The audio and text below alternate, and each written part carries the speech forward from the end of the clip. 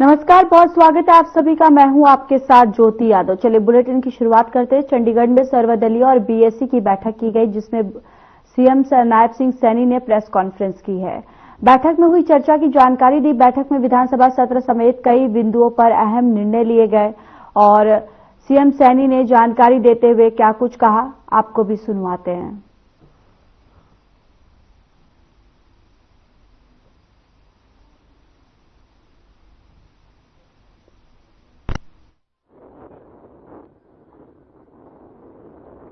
कल विधानसभा का सत्र का प्रारंभ होगा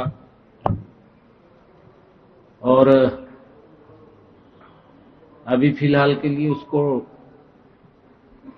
28 तारीख तक रखा है कि और आगे अगर एक्सटेंड करने की आवश्यकता पड़ी तो बीएससी की मीटिंग के अंदर बैठ करके उसको और बढ़ाया जा सकता है। अभी उसके ऊपर चर्चा हुई है। अलग अलग कुछ बीच में पर्व भी हैं, त्योहार हैं और सैटरडे संडे को छुट्टी भी है। बजट सत्र, उसमें कई जो बिल हैं, क्योंकि ये सरकार का पहला बजट सत्र है और इसमें आदरणीय महामहिम राज्यपाल जी के अभिभाषण के बाद, चर्चा के बाद, उसका वोट ऑफ थैंक्स के बाद बजट पेश होगा। उसको लेकर के सारी चर्चा आज बीएससी की मीटिंग में हुई है। उसके टाइम को लेकर के कि किस किस दिन हमने क्या क्या करने हैं। जो बिलों को लेकर के भी कुछ बिल आने वाले हैं, उनको लेकर के भी चर्चा हुई। सर्वदलीय बैठक में नए विधानसभा भवन को लेकर भी चर्चा हुई है। एक विषय है जिसपे अध्यक्ष ने सहयोग की भी अपेक्षा की है सभी दलों से और आपको भी गुजारिश की कि चंडीगढ़ एडमिनिस्ट्रेशन से बातचीत की। हाँ, नहीं, वो सर्वदलीय बैठक में इस बात को लेकर के चर्चा हुई है, क्योंकि हमारा भवन कई इसके ऊपर अभी रास्ते हैं और उसके अंदर बैठ करके सभी हमारे दलों के सभी माननीय सदस्यों ने बैठ करके चर्चा की है और वो कई रास्ते हैं, कौन से रास्ते पे चलना है वो बैठ करके उसके अंदर एक रास्ते के ऊपर चलेंगे। और भवन हमने बनाना, क्योंकि हमारा छोटा भवन है विधानसभा का, उसको लेकर के उसमें चर्चा हुई। ये बात कहता है कि नया भवन नहीं बनना चाहिए, इसी को एक्सटेंड करना चाहिए, तो इस बात पे सहमत है सर विपक्ष? नहीं, देखिए, ये भी उनकी तरफ से ये भी सुझाव था। उसके अंदर मैंने कहा भी कई विषय इस भवन को लेकर के कई चर्चाएं हैं और अलग अलग सबके मत हैं, रास्ता एक है। हाँ,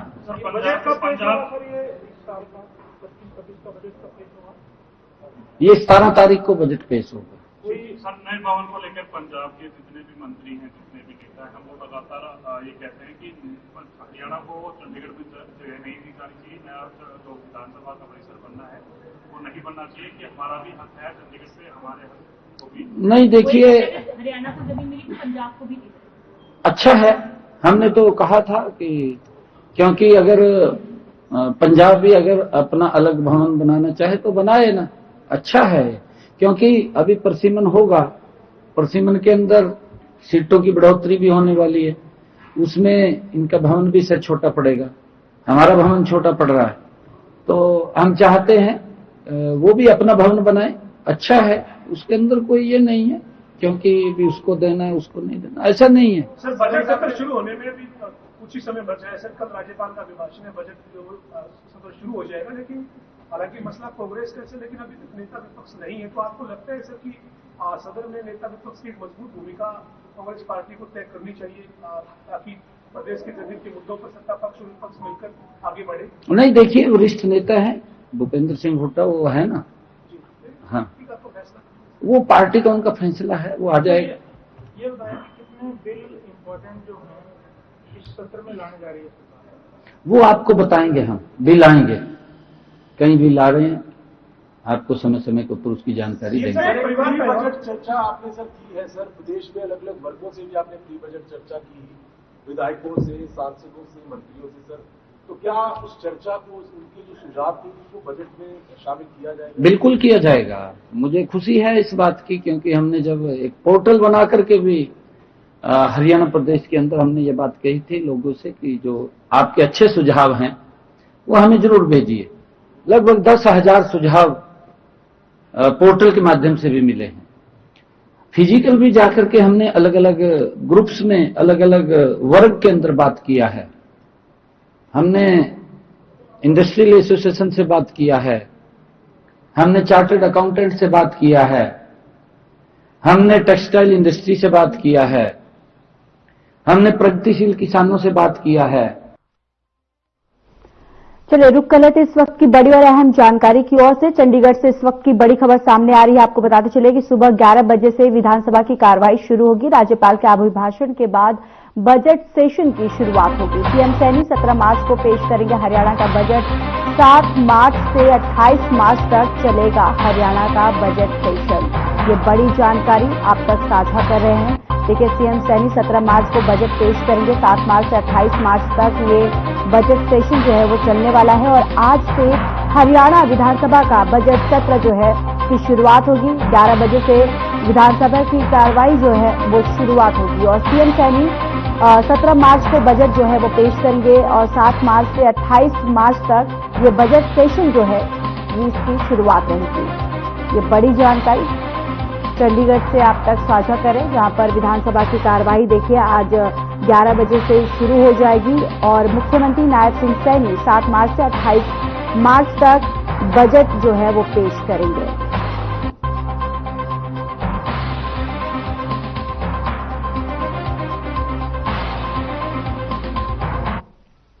हरियाणा विधानसभा सचिवालय में सर्वदलीय बैठक हुई। बैठक में मुख्यमंत्री नायब सिंह सैनी, स्पीकर हरविंदर कल्याण, संसदीय कार्य मंत्री महिपाल ढांडा, पूर्व सीएम भूपेंद्र सिंह हुड्डा, कांग्रेस विधायक गीता भुक्कल, अशोक अरोड़ा और इनेलो विधायक अर्जुन चौटाला और निर्दलीय विधायक सावित्री जिंदल मौजूद रही। बैठक में हरियाणा विधानसभा के नए परिसर को लेकर भी चर्चा हुई है।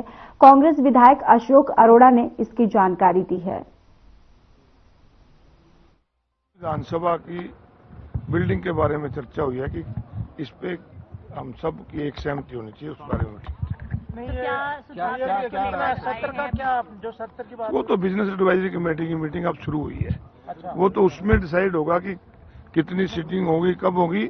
ऑल पार्टीज मीटिंग में तो एक ही था कि सभी पार्टियां का सहयोग स्पीकर को मिले, इसके लिए। सर आज देखिए अभी मामला संज्ञान में आया है, इसकी जांच हो जाए तभी कुछ बोल पाऊँ, तभी कुछ हमारी जांच। लेकिन सरकार का ये प्रयास कर रही है कि भविष्य में इस तरह के मामले ना। ये तो है अभी अगर देखिए किसी ने कोई रास्ता अपना के गलत देखिए कांग्रेस के नेता तो उनको तो उनके टाइम से लेके आज तक सिर्फ स्कैम नजर आते हैं, और कुछ नजर थोड़ी नहीं आएगा।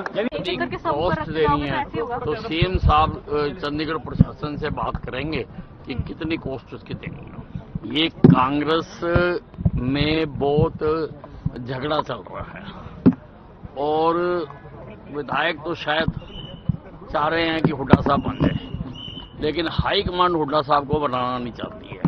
इसी बात के बीच में ये मामला अटका हुआ है।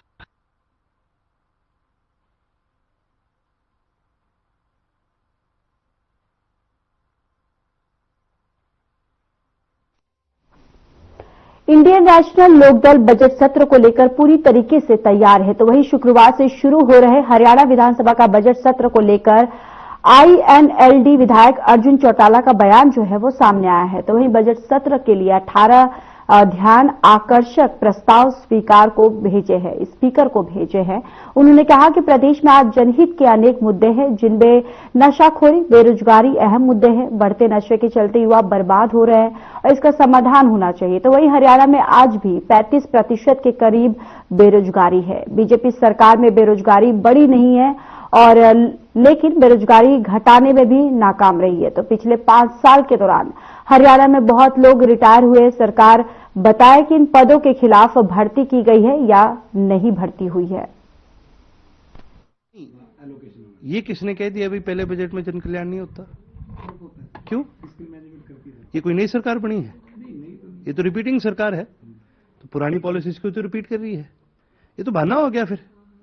ओहो जी, अभी नए नए आए हैं, अभी कैसे हम काम करेंगे? क्यों? विधायक कोई सारे पहली बार चुन के आए हैं, मंत्री कोई सारे पहली बार चुन के आए हैं, गवर्नर पहली बार चुन करके आया है। ये सारे पुराने हैं और ये सरकार पहले से चलती आ रही है। ये बहाने होते हैं। अगर कोई कह दे कि जी पहले बजट में नहीं हो सकता, अगर किसी सरकार की नीयत है जन कल्याण की तो पहले बजट में हो जाता है। आपको एक उदाहरण दे दूं, जननायक चौधरी देवीलाल जब इस प्रदेश के पहली बार मुख्यमंत्री बने थे तो पहले बजट के अंदर ही उन्होंने बुजुर्गों की पेंशन अनाउंस करी थी। पहले बजट के अंदर ही जन कल्याण के कार्य शुरू हो चुके थे। तो ये बहाने होते हैं सरकारों के। अगर कह दे कि जी हमसे काम नहीं हो रहा, अगर सही मायने में किसी की नीयत हो तो वो अपने आप अपने अफसरों को खींचेगा, वो अपने आप अपने डिपार्टमेंट को खींचेगा, वो अपने आप उस डिपार्टमेंट को चलाने का काम। चलिए खबरों में आगे बढ़ते। चरखी दादरी नगर परिषद कार्यालय में खड़े 12 वाहनों की 40 बैटरी चोरी होने का मामला सामने आया है।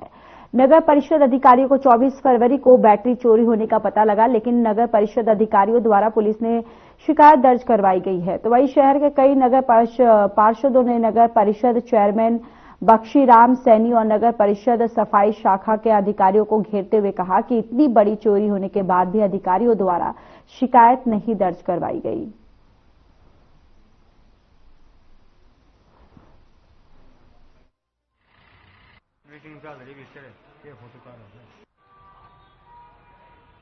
वो जो चोरी हुई वो अभी मैंने 3 बजे पता चला है। मेरे पास पत्रकार बोलते आए थे, उन्होंने बताया ऐसे चोरी हो गई। मैं मेरे संज्ञान में नहीं था।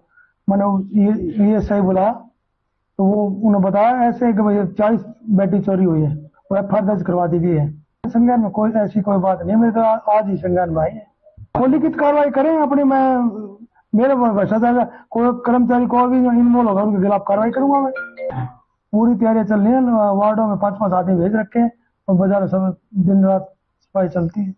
लोगों को संदेश देना चाहता हूँ, मैं सभी शहर के नागरिकों को प्रार्थना करना चाहता हूँ, कूड़ा ऑटो टिप्पर में डालें, अन्यथा आपका चालान किया जाएगा। बाहर कहीं भी सड़क पर डालता मिला है तो सख्त कार्रवाई। हरियाणा के रेवाड़ी स्थित माजारा में निर्माणाधीन एम्स परिसर में 1 दिसंबर 2024 तक ओपीडी शुरू होनी थी, जो किसी वजह से नहीं हो पाई। लेकिन अब नए सत्र से मौजूदा नवनिर्मित भवन को ही ओपीडी के लिए किया जाएगा इस्तेमाल और यह कार्य जल्दी शुरू हो सके, इसके लिए एक अधिकारी को बतौर एम्स डायरेक्टर नियुक्त कर दिया गया है। ये कहना है केंद्रीय मंत्री राव इंद्रजीत सिंह का, जो रेवाड़ी बार एसोसिएशन के चुनाव के बाद उनके शपथ ग्रहण समारोह में शिरकत करने पहुंचे थे।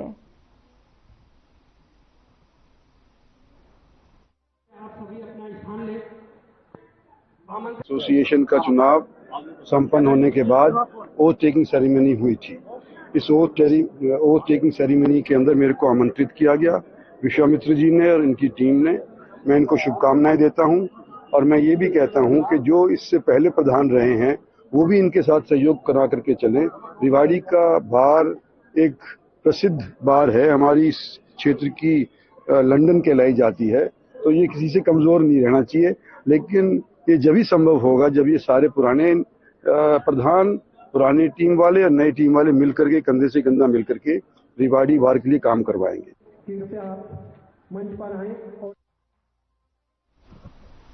चलिए अब खबरों में बात करेंगे फरीदाबाद की। फरीदाबाद में सगाई समारोह के दौरान दूल्हे के रिश्तेदार आपस में भिड़ गए। बताया जा रहा है कि समारोह में शराब पीने को लेकर विवाद हुआ, जिसके बाद सभी आपस में भिड़े। लोगों ने इस दौरान दुल्हन पक्ष का सामान भी तोड़ दिया। झगड़ा इतना बढ़ गया कि इन सब के चलते सगाई भी नहीं हुई। रात को ही जगह को भी खाली करना पड़ा। मारपीट में 3 लोगों को घायल होने की खबर सामने आई है। दूल्हे के पिता ने पुलिस में इस मामले की शिकायत दर्ज कराई है। उनका कहना है कि आरोपी उनका कैश और गहने भी लूट कर ले गए।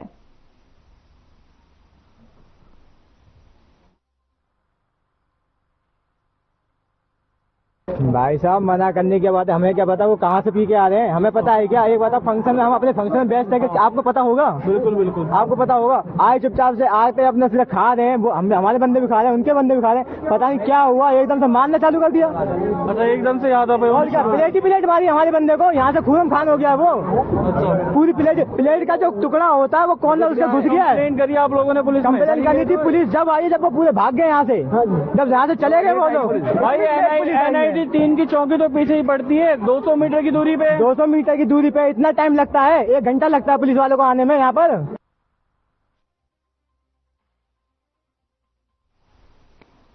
देखिए, यहाँ पर आपस में दूल्हे के जो रिश्तेदार हैं वो भिड़ गए हैं। मारपीट की वजह से सगाई जो है वो भी नहीं हो पाई, क्योंकि दोनों ही पक्ष आपस में भिड़ गए और एक दूसरे के ऊपर आरोप प्रत्यारोप लगाने लगे। मारपीट हो गई और कहासुनी जो है वो इतनी बढ़ गई कि सगाई होनी थी, वो सगाई भी यहाँ पर कैंसिल हो गई। सगाई नहीं हुई और जमकर विवाद हुआ और यहाँ तक विवाद बढ़ा कि सामान चुराने के भी, लेके जाने के भी जो आरोप है वो लगे हैं और आपस में दूल्हे के जो रिश्तेदार है वो आपस में भिड़ गए।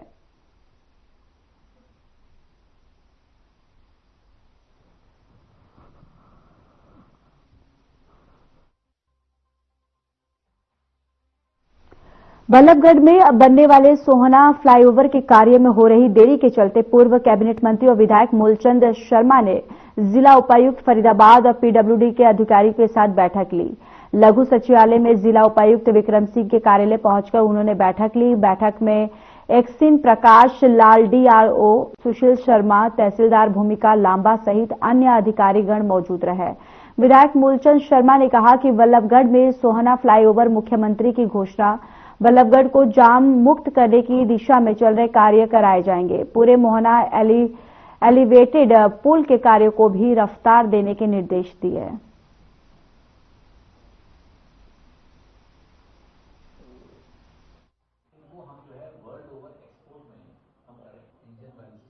सोहना जो फ्लाईओवर है उसका बहुत लंबे समय से मुख्यमंत्री की घोषणा 2016 की घोषणा है। उस पर जमीन का इशू था, लैंड का, और वो सब आज कंप्लीट हो चुका है। एक दूसरे की कमियां थी उसे पूरा करने के बाद जल्दी सोहना उनके रजिस्ट्री होने के बाद जल्दी इसका काम चालू होगा और जल्दी ही लोगों को देने का काम करेगा। छोटी छोटी समस्याएं थी, कई 4-5 पार्टियां थी जिनकी जमीन एक्वायर करनी थी, एक्वायर के बाद रजिस्ट्री करनी थी। कुछ एक कंपनी का इशू था, उसे पूरा आज कर लिया। बल्लभगढ़ स्थित मोहना रोड पर एलिवेटेड पुल का कार्य चल रहा है, जिसके कारण लोगों को खास परेशानियों का सामना करना पड़ रहा है। लोगों का कहना है कि एलिवेटेड पुल का कार्य काफी धीरे चल रहा है और साथ ही लोगों का कहना है कि पुल बनने के दौरान जो पानी की लाइनों में डैमेज हुआ था उसको प्रशासन के द्वारा सही नहीं किया जा रहा, जिसके कारण सड़क पर पानी भरा रहता है।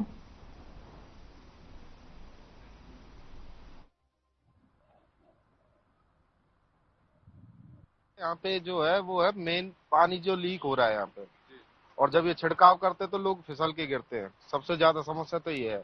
ये पीछे जो आप लाइन देख रहे हैं ये भी लीक है, यहाँ से कम 2 महीने से लीक है। इस वजह से शिकायत तो वो लग ही रहा है, विभाग तो यहाँ काम ही कर रहा है मगर उस पर ध्यान नहीं है। ये बड़ी लाइन है, यहीं से लीक है। आवागमन में लोगों को कितनी परेशानी उठानी पड़ रही है? आवागमन में काफी लोगों को परेशानी हो रही है। सिर्फ एक रोड चल रहा है एक साइड से, उस वजह से सारी समस्याएं हो रही हैं। जाम लग जाता है, कोई बड़ी सवारी फंस जाती है तो भी जाम लग जाता है। ये काफी टाइम से लगभग 6 महीने से ऊपर हो गए हैं इस काम को चलते हुए, और इसकी रफ्तार बहुत धीरे है। मैन पावर की कमी है, कभी मशीन खराब हो जाती है, 15-15, 20-20 दिन मशीन खड़ी रहती है। मतलब कुल मिला के लेबर की इनके पास बहुत कमी है। जिस रफ्तार से काम चलना चाहिए था उस रफ्तार से काम नहीं चल रहा है। क्या क्या परेशानी यहाँ पे उठानी पड़ रही है लोगों को? भाई एक तो बिना प्लानिंग के काम शुरू करा गया है। ये सबसे पहले तो ट्रांसपोर्ट का इनको देखना चाहिए था पुल का काम शुरू करने से पहले कि यातायात का प्रबंधन किस तरह से किया जाना चाहिए था। यातायात का प्रबंधन बिल्कुल मतलब ध्वस्त हो चुका है। सारे दिन जाम की समस्या, टूटे फूटे रोड, आदमी सही से निकल नहीं। जिला पुलिस अधीक्षक पूजा वशिष्ठ ने नशा तस्करी को लेकर एक विशेष अभियान चलाया, जिसे लेकर लोग नशे से दूर रहे। इसी अभियान को लेकर पुलिस को एक बड़ी सफलता मिली है, जिसमें 159 किलो से भी अधिक गांजा बरामद किया गया है। जिला पुलिस अधीक्षक पूजा वशिष्ठ ने लघु सचिवालय स्थित अपने कार्यालय में पत्रकारों को जानकारी देते हुए कहा कि जिला भर में अवैध नशे के कारोबार करने वालों के खिलाफ जिला पुलिस द्वारा कड़ी कार्रवाई की जा रही है।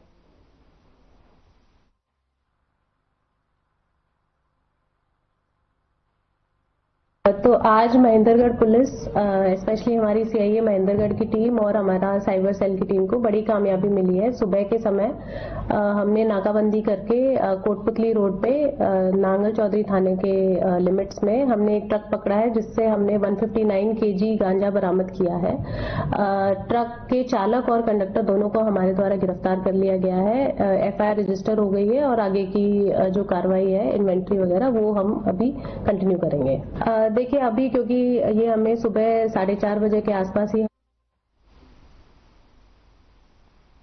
नगर पालिका प्रशासन की नई वार्ड बंदी पर वीरवार को आपत्ति पर चर्चा की गई। इस पर उप मंडल अधिकारी सुरेश रविश, नगर पालिका सचिव गिरधारी लाल और पंचायत अधिकारी जेई हितेश यादव ने नगर पालिका कार्यालय में आपत्ति दर्ज करवाने वालों से बातचीत की।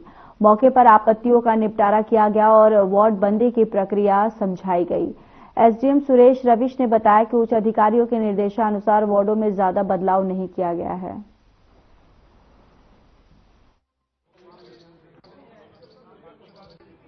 जो वार्ड बंदी हमारी की गई है उसके संबंध में दावे आपत्ति लिए गए थे।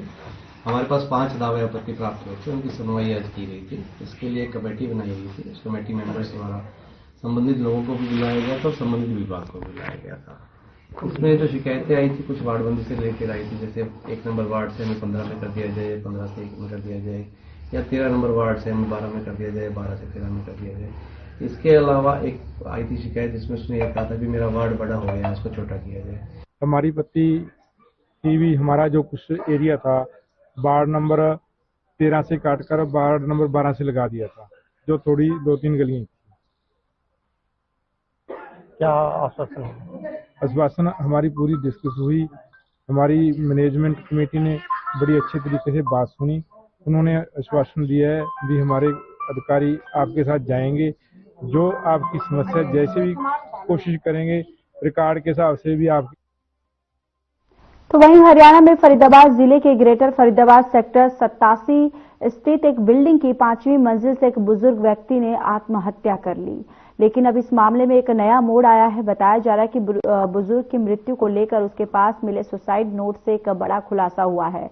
इस नोट के अनुसार बुजुर्ग व्यक्ति ने बेटे और बहू की पिटाई से तंग आकर सुसाइड किया। पुलिस ने बेटे और बहू पर आत्महत्या के लिए मजबूर करने के लिए बीएनएस की धारा 108(3)(5) के तहत मामला दर्ज किया है।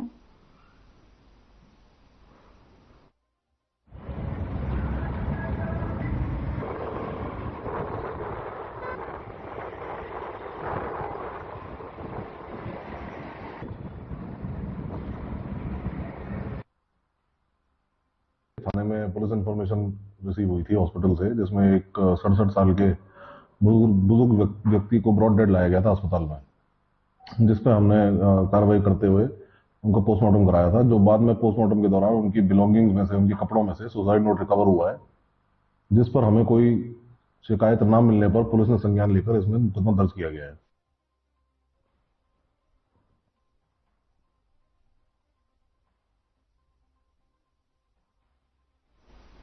नगर परिषद प्रशासन के आश्वासन के बाद गौरक्षकों ने धरना खत्म कर दिया है। समय पर उपचार न मिलने की वजह से 2 सांडों की मौत के विरोध में गौरक्षक धरने पर बैठे थे। भिवानी नगर परिषद के चेयरपर्सन प्रतिनिधि ने 10 दिनों में एम्बुलेंस ठीक करवाने का भरोसा दिलाया था। चेयरपर्सन प्रतिनिधि के आश्वासन के बाद गौरक्षकों ने धरना खत्म कर मृतक सांडों की मिट्टी दी। समय पर उपचार न मिलने की वजह से 2 सांडों की मौत के विरोध में भिवानी नगर परिषद कार्यालय के समक्ष धरने पर बैठे गौरक्षकों ने नगर परिषद प्रशासन के आश्वासन के बाद धरना समाप्त कर दिया और मृतक सांडों को मिट्टी देने का कार्य किया।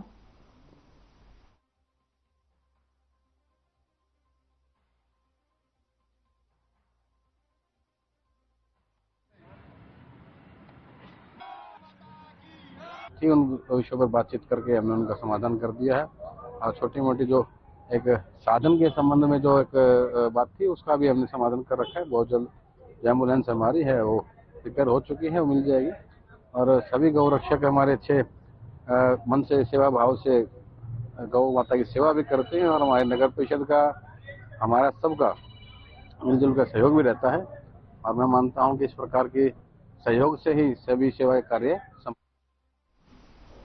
हरियाणा की मिट्टी ने कई पहलवान दिए, लेकिन इस बार एक पहलवान अखाड़े में नहीं बल्कि सड़क पर संघर्ष कर रहा है। उसका नाम है रविंद्र तोमर और एक ऐसा शख्स जिसने नशे की अंधेरी दुनिया के खिलाफ एक अनूठी लड़ाई छेड़ दी है। बताते चले कि रविंद्र का जीवन पहले कुश्ती और कसरत तक ही सीमित था। पहलवानी उनके खून में थी, लेकिन एक दिन ऐसा आया जिसने उनकी दुनिया हिला दी। दरअसल उनके छोटे भाई की नशे की लत के कारण मौत हो गई, जिसके बाद रविंद्र ने 4 फरवरी को जिंद जिले के अपने गांव एचरा कला से एक अनोखी यात्रा शुरू की। ना घोड़ा ना बैल, रविंद्र खुद बुग्गी खींचते हुए पूरे हरियाणा में नशे के खिलाफ अलख जगाने लगे। और शुरुआत में लोग चौंक रहे थे कि ये पहलवान खुद बुग्गी क्यों खींच रहा है, लेकिन अब उन्हें पता चला कि ये नशे के खिलाफ जागरूकता अभियान है, तो पूरा हरियाणा उनका समर्थन करने लगा।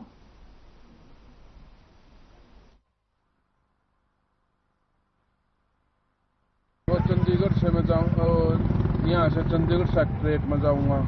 सेक्रेटरीट से फिर सीधा निकलूंगा पंचकूला में, पंचकूला से यमुनानगर, यमुनानगर से कुरुक्षेत्र से करनाल, पानीपत, संभालका, गनौर, सोनीपत, सोनीपत से फिर खरखोदा से फिर रोहतक से भिवानी, भिवानी से लोहारू, लोहारू से महेंद्रगढ़ से कनाली, नारनौल, सीधा गुड़गांव, सोना, मेवाड़। तो वैसे आपकी जो होती है दिनचर्या क्या होती है? रात को ठहराव कहाँ होता है? रात को ठहराव बच्चे हैं जो करें, युवा है, ये अपने आप टोले में शाम होंगे ये पीट पावा जो बच्चे हैं, मैंने जो रोक लिया था, मैं सीधा जा रहा था, मैं रुका देगा रोकता था। तो सड़क पे चलिए, इस बुलेटिन में इतना ही। नमस्कार।